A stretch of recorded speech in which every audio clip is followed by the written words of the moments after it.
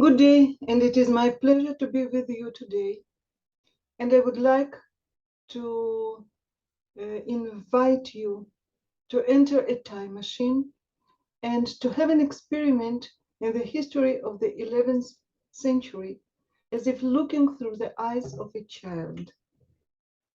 At first glance, such key representatives of the 11th century as the French philosopher Pierre Abelard, Pope Gregory VII, and the Holy Roman Emperor Henry IV were very different people. Nevertheless, considering their childhood from the point of view of temporology, the science of time, we will try to find out the roots of their exorbitant cruelty of the people of the 11th century. Comparing the 11th century with our days, we shall discover why the lessons of that period are so important to us now. Nowadays, more and more questions are raised about the role of family and parents in shaping of the future generations. Some researchers note the predominance of the male point of view on history and even call it his story. An example of this approach is Niccolo Machiavelli's The History of Florence, which has overlooked women's contributions to the development of the Florentine Republic. During the 1970s and 1980s, a neologism, herstory, was introduced in an attempt to encourage historians to make historical studies more female inclusive.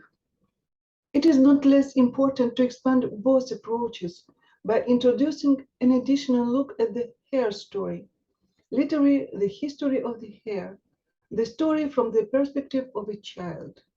After all, it is the child, the offspring, who follows in the footsteps of the parents, bestows the continuation of their life, and affects the further course of evolution.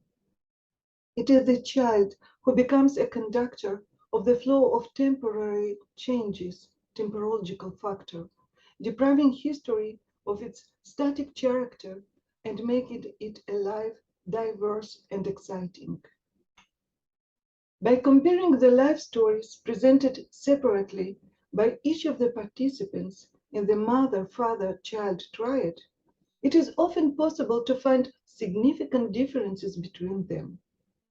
A complex picture of family relations can be obtained only by combining the points of view of all the members of the family unit, thus getting at their story. As a result, such basic family relations constitute the core on which the system of relationship in a society is built. It is difficult to overestimate the role of the family unit in the forming of general history, since what the child takes from the past, seated in family traditions, habits, and customs, will become the present for the future generations. In 1950, Bertrand Russell was awarded the Nobel Prize for his book Marriage and Morals. Speaking about the medieval history, he thought that the Christian teaching of those years introduced an entirely novel view of marriage, that is, existed not primarily for procreation of children, but to prevent the sin of fornication. As a result, the art of love was forgotten and marriage was brutalized. He was especially concerned that children brought up away from parents may be expected to differ considerably, whether for better or for worse, from normal children. Finally, Russell claimed that family is important because it teaches parents new feelings and the art of acting selflessly. In 1960, Philippe Ariès, a prominent French historian of the family and childhood, published his Centuries of Childhood. It was essentially the first book on the subject. This book shows that the concept of a nuclear mother-father-child triad, as we imagine it today, a warm domestic circle based upon mutual care and affection, did not exist in medieval society at all. Moreover, in medieval society, the very idea of childhood did not exist. In 1987, a rare attempt to supply a female and baby-centered historical survey was presented by Diana Dick in her book Yesterday's Baby, A History of Baby Care. It became a fascinating record of child care in earlier times. After this brief introduction, let us start with Gregory VII, who was born as Hildebrand and who remained on the papal throne for 12 years, from 1073 to 1085. He is remembered for his policy of compulsive celibacy among the church clergy and what a crucial part he played in the so-called investiture controversy, his dispute with Henry IV that affirmed the primacy of papal authority. Historically, in the Middle Ages, the empire served as the patron and protector of the church. But because of the uncompromising confrontation between the Pope and the Emperor, the delicate balance between the papacy and the empire was upset. Gregory VII became the central figure of the most protracted conflict of the 11th century, which threatened the very existence of the Catholic Church. The famous Russian historian medievalist Vyazigin tried to lift the veil of fog and restore, albeit in general terms, the circumstances of Hildebrand's formative years. In his 1898 essay, A Dark Time in the Life of Hildebrand, he was one of the first historians to discuss the meaning of the earlier stages in our life. He wrote, "The impressions of the first years of conscious life left indelible marks in the receptive soul of the youth, and the contradictions in Hildebrand's personality find an explanation in the early environment in which character was formed and his aspirations were developed." In the 11th century, there was a widespread custom in Europe when parents donated their newborns and even unborn children to monasteries. According to Vyazigin, in those times, the parents of such a child saw in this act a kind of sacrificial ritual. The child was destined to enter the monastery as an atoning sacrifice to pray and repent for his sinful parents. From the moment a vow was taken for them, the children had to follow the rules of their order. Their fate was sealed without their consent. In many senses, such oblation became a form of abandonment because a young child was donated to a monastery to be brought up by monks without any further involvement of his parents. It was believed that Gregory VII was such a child. He has never mentioned either his parents or his place of birth, emphasizing that he entered the monastery not of his own free will. He recalled that the monastery vows were taken for him and his fate was determined by the act of his parents. Far from the family, the image of his biological father was erased in the boy's memory, and his place was taken by Saint Peter, whom the future pope imagined to be the emperor and the rule of the whole earth. To get an idea of typical teaching methods in the 11th century, I would like to tell a short story about Archbishop Anselm of Canterbury, a philosopher and theologian of the Catholic Church who was canonized as a saint. Once an abbot complained to him that he didn't know what to expect from his pupils. They are wicked and ill-natured. We beat them every day and every night, but they still get worse. To improve them, we tirelessly oppress them, but they do not improve at all. Anselm wondered and asked once more, "Do you constantly beat and oppress them? What happens when they grow up?" "They grow up stupid and bestial," was the abbot's annoyed reply. Horrified by this answer, Anselm tried to tell the abbot that from such a rude treatment, numerous vicious traits are instilled, and harmful models of evil behavior are enrooted, but in vain. In many respects, Gregory VII was different from Anselm of Canterbury. In his highly controversial personality, one could observe a repulsive mixture of sentimentality, sternness, and cruelty. On the one hand, his daily mass was celebrated with tears in his eyes.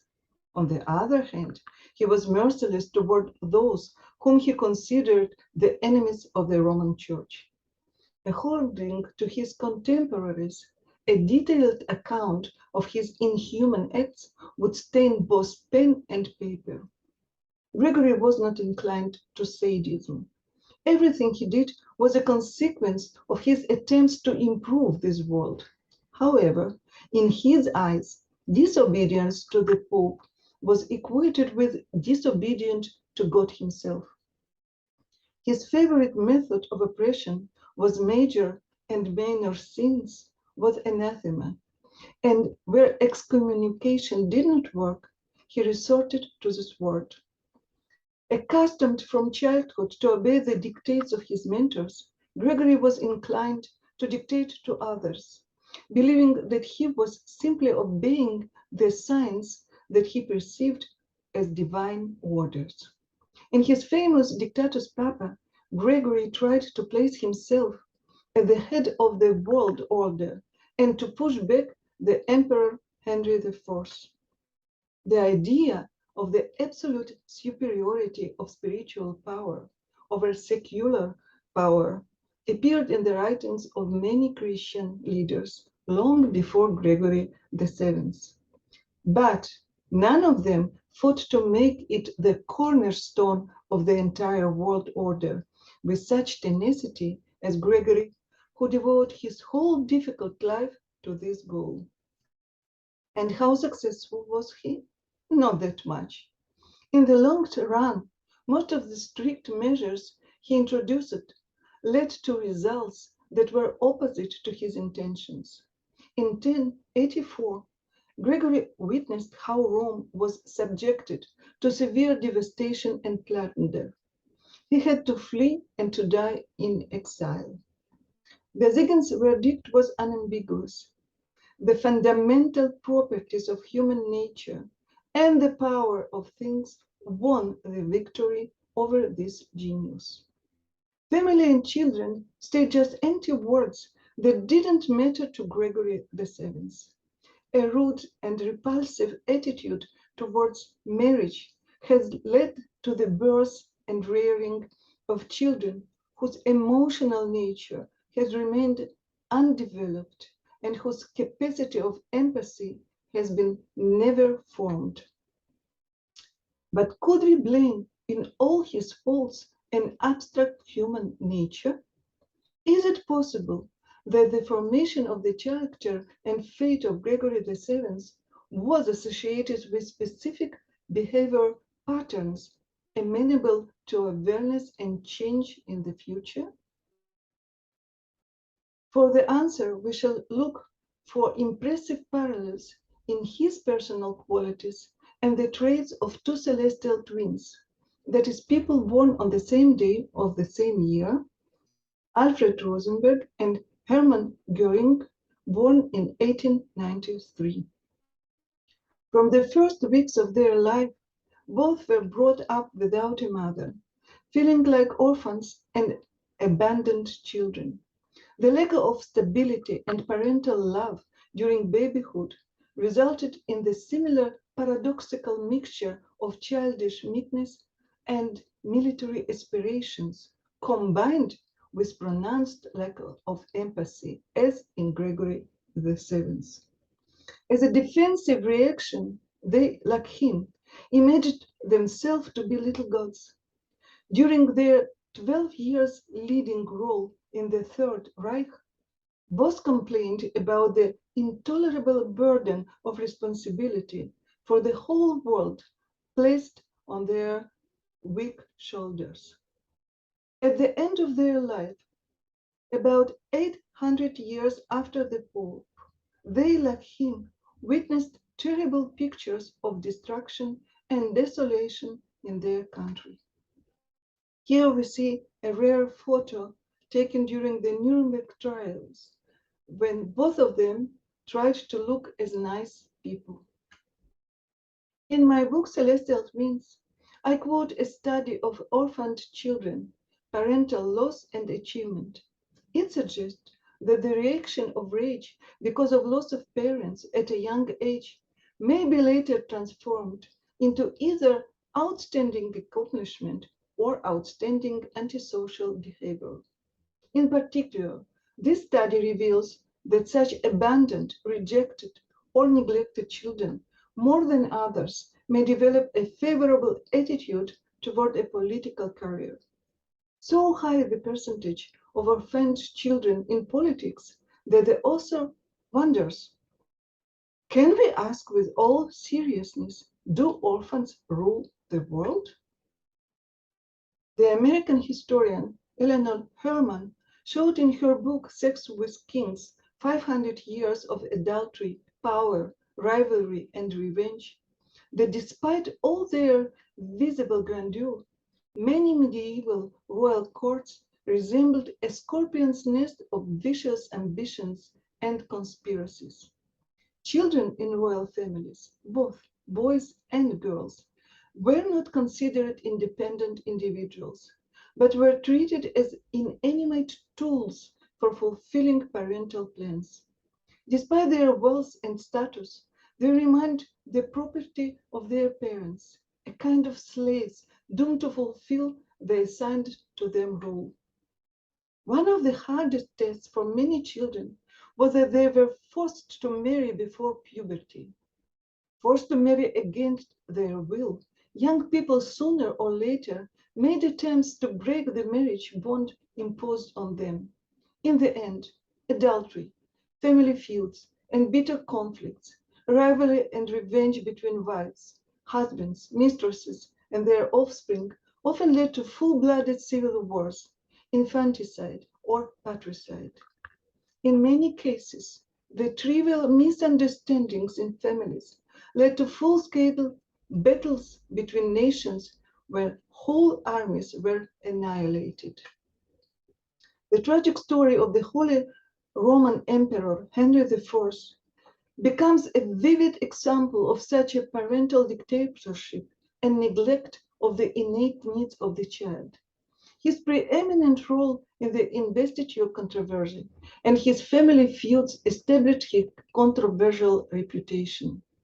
Trying to establish his undivided power over the entire empire, Henry IV was the first of the emperors to oppose the papacy for the so-called investiture, literally dress in robe, or the rights to choose and install bishops, abbots, and even the Pope himself. While Gregory arrogated to himself the right to overthrow the emperors, Henry proclaimed his privilege to depose the popes. In this struggle, he couldn't win and was remembered for his shameful humiliation in the Tuscan castle of Canossa, which Gregory inflicted on him in 1077. The struggle for investiture, sometimes fading and sometimes escalating, lasted more than 50 years and was inherited by the son of the emperor Henry V. What brought Henry IV to the decisive point of his fate in 1077? As soon as the baby was born, his father, Henry III, designated him as his successor. In 1050, the German princes took an oath of loyalty and obedience to the future king, when the newborn was not yet 2 months old and was not even baptized. When he was 5, he became engaged to 4-year-old Bertha of Savoy. Soon his father died, and the 6-year-old boy became the monarch of the empire. The orphan child's life continued, passing from one crisis to the next. About 11 years old, he survived a conspiracy led by the clergy and vowed to take revenge. just 15, he was already crowned. Henry I was brought up in conviction that his imperial position gave him the right to act at the head of all the Christians. His claims to the autocracy could not coexist with the ambitions of Gregory VII, just as their carriers, the emperor and the pope, could not come to a compromise between themselves. Henry I's tensions with the church also escalated for personal reasons. At the age of 19, Henry felt that his union with Bertha was unbearable and begged for divorce. Yet all his efforts were in vain. According to the church, everyone who decided to get married had to suffer and silently carry their burden. Henry felt humiliated and insulted. Despair, anger, and hatred became prevalent in his soul. His thoughts of a happy marriage gave way to cruelty and insatiable lust. 3 days and nights in January 1077, when the king was forced to kneel amid snow and ice in front of the castle's entrance gates, are remembered as one of the most dramatic events of the Middle Ages. Henry could not forget and forgive this contempt. Such exaggeration of power echoed for the Pope like a boomerang at the end of his life, when everything he had built so hard was crumbling before his eyes. 800 years later, Henry's walk to Canossa developed into a powerful metaphor. It happened during the so-called Kulturkampf, the struggle between the Catholic Church and the German Empire, when Otto von Bismarck quarreled with Pius IX regarding papal authority over German subjects. In 1872, in his famous Canossa speech to the Reichstag, Bismarck solemnly promised, "Be assured, we shall not go to Canossa, either bodily or spiritually." The possibility of tracing such change, even 800 years apart, folding separate events into links of one chain, was predicted also by Herodotus, who called such episodes concatenations. By introduction of chronology based on the position of the slowly moving planets, temporology allows to identification of multiple change of such historical couplings or concatenations. The outstanding 11th century scholars Abraham Barhia and Abraham Ibn Ezra constructed complicated calendars based on a complex periodicity of Saturn-Jupiter conjunctions. It was discovered that over the years, a series of consecutive Saturn-Jupiter conjunctions occurs in the signs of the zodiac attributed to the same element. Oversimplifying, once about 200 years, the series ends and a new series of consecutive conjunctions takes place in a different element, and it takes about 800 years for the conjunctions to return to the original element again. Each series indicates the mainstream perception of the world, i.e. zeitgeist or spirit of the age, the general historical background, the main system of values and concepts that have developed in the corresponding periods. In short, during the period of dominance of the fire element, we spoke about spiritual aspirations that come to the fore. Earth is associated with the realization of plans. Air contains our conclusions and thoughts. And for water, the most valuable is the heart lifted above the mind. The following timeline in the bottom here, constructed for the last millennium, show the periods of dominance of each element. The fire here in red, earth is in brown, and air colored blue, water purple. We see that sometimes the entire centuries are associated with their zeitgeist dominated by a single element. We see also a parallel between the times of Bismarck and Henry IV, and there are about 800 years between them. Analyzing the reasons that brought Rome to the destruction in 1085 and the church to the brink of the abyss, the prominent British historian Arnold Toynbee noted in his study of history that the papacy in those days turned into its opposite. He explained Gregory VII's failure, but his substitution of the material for the spiritual sword. As a result of using material earthly weapons rather than spiritual, the papacy became possessed by the demon of physical violence. From a temporological point of view, the problem was not the substitution of the spiritual nature of the sword with the material one. The shift in emphasis from the spiritual plane to the material one was caused by the cyclical alternation of the elements.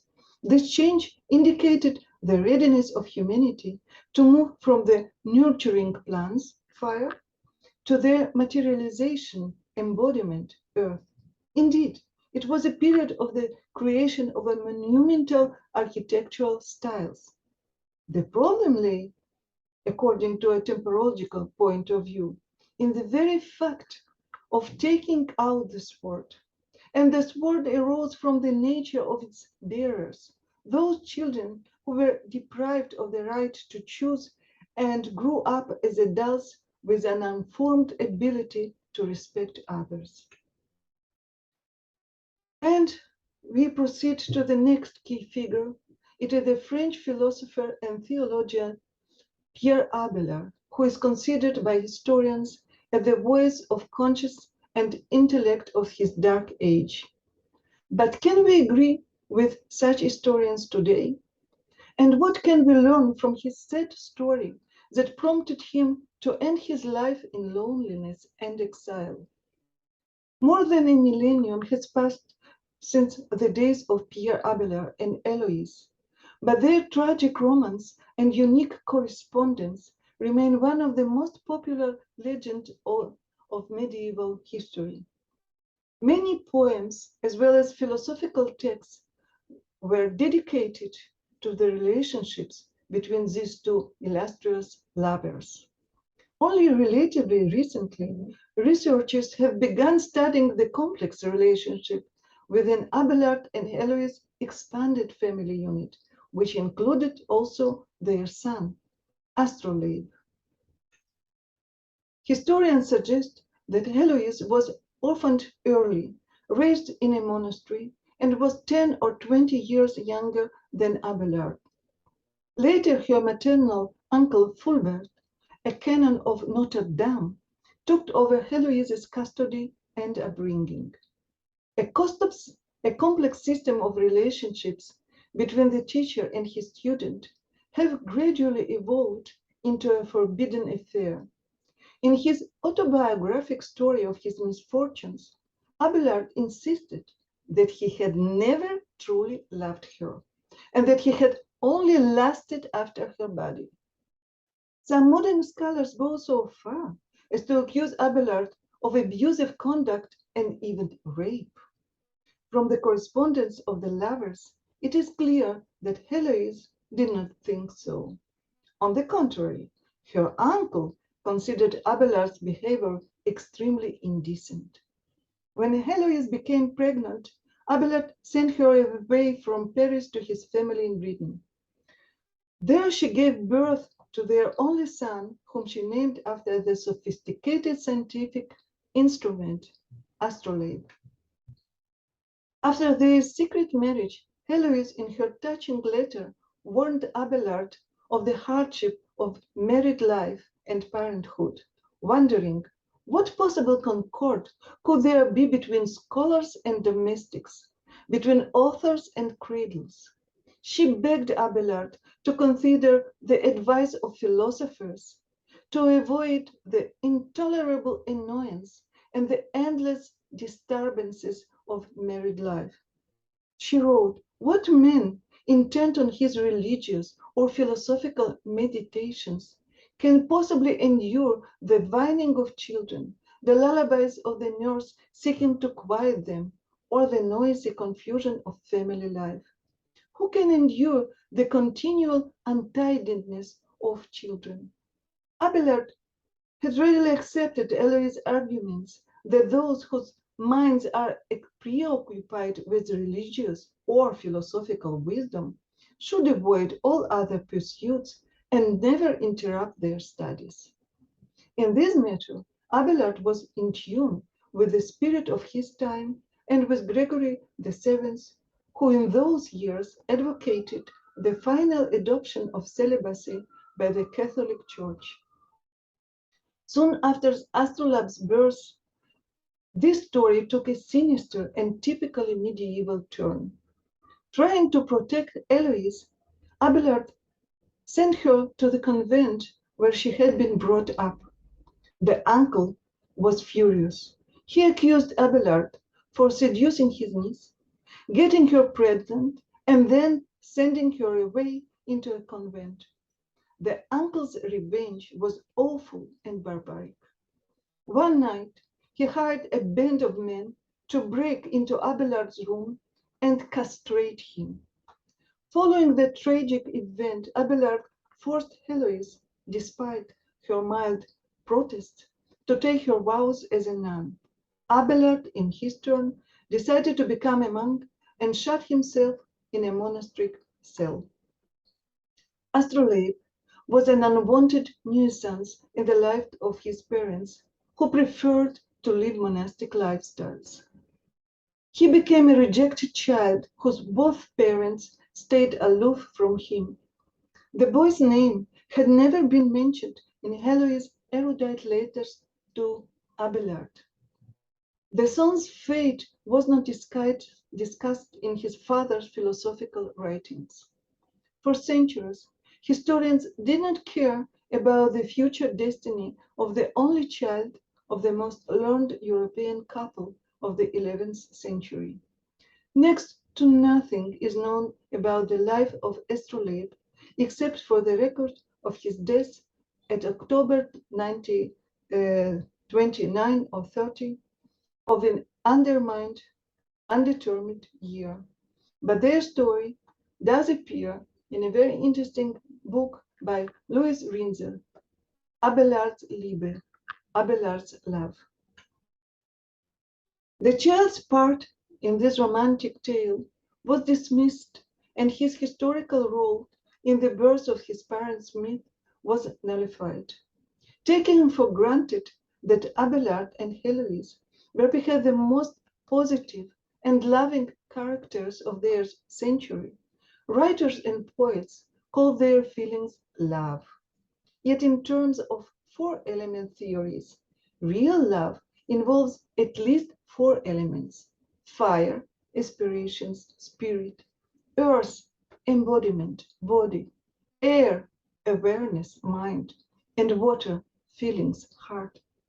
Astrolabe was an unwanted child, and his parents deprived him of love at least at the level of three elements. There was no fire, he was not a desired baby. There was no earth, he was deprived of physical contacts with his parents. There was missing water, no emotional involvement. Can we call such relation at least partial love?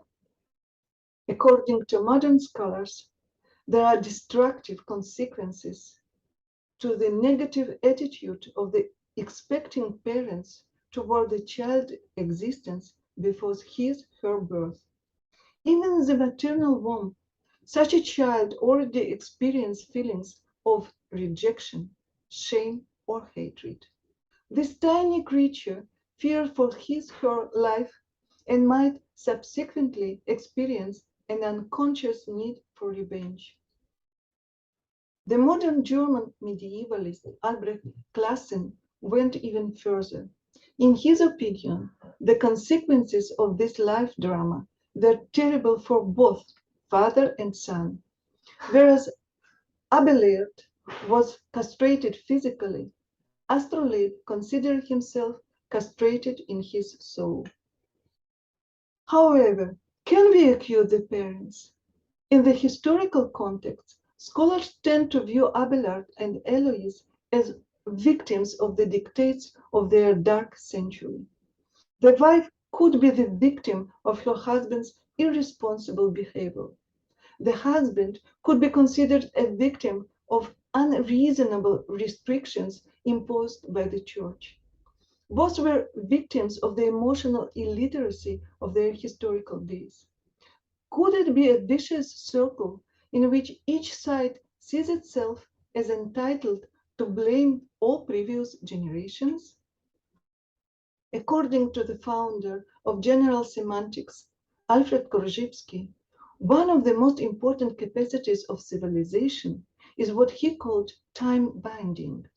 It is our ability to learn from the mistakes of the past generation without having to go through them again and again and again.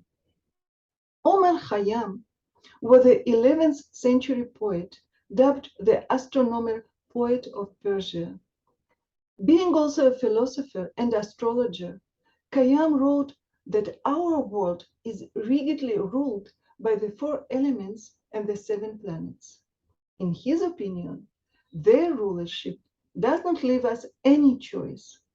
But during a period colored by the earth element, he saw a human being as a speck of dust.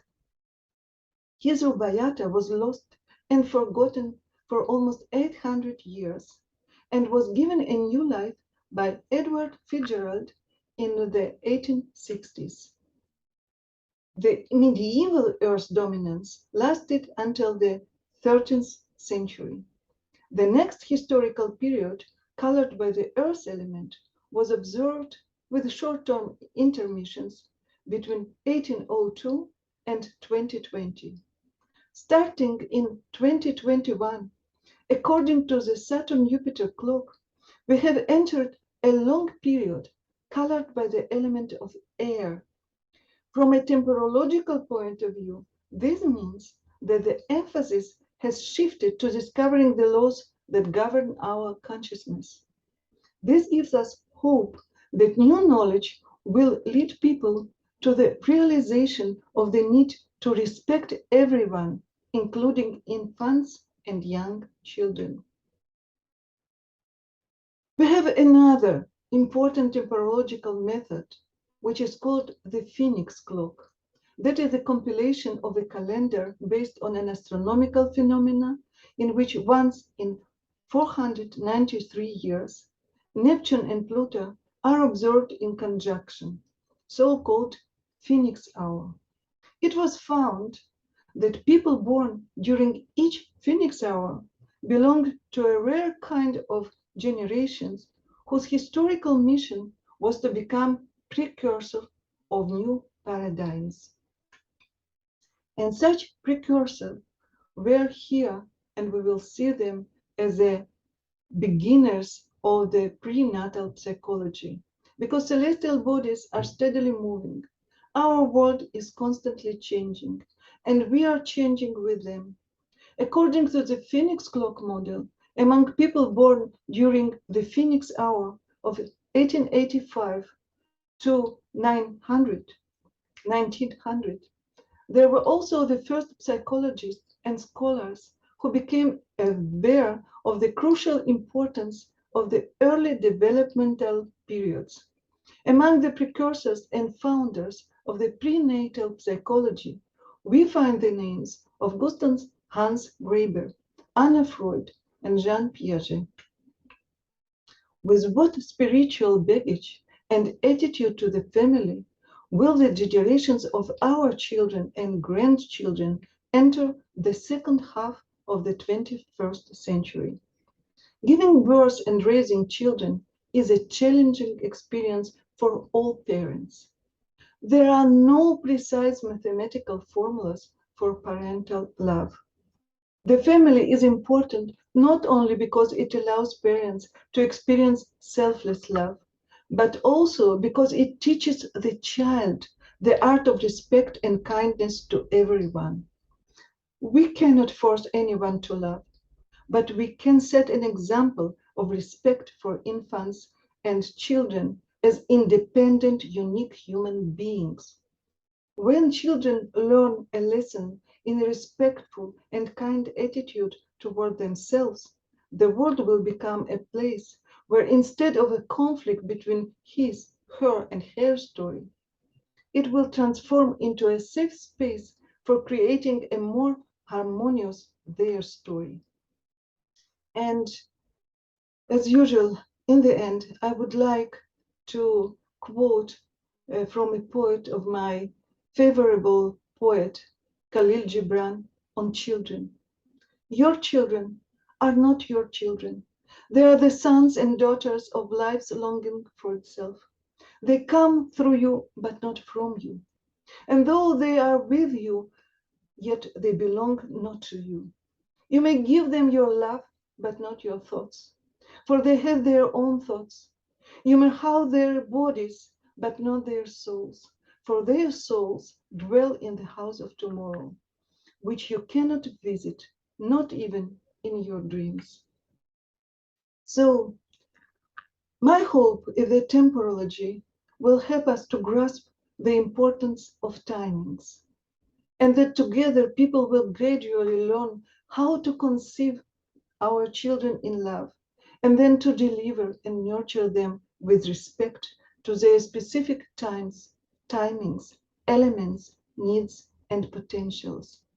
And I would like to thank all of you for your attention, and to invite you to ask your questions in the session, which will be afterwards, for especially for the questions. So again, thank you very much, and be well, stay well.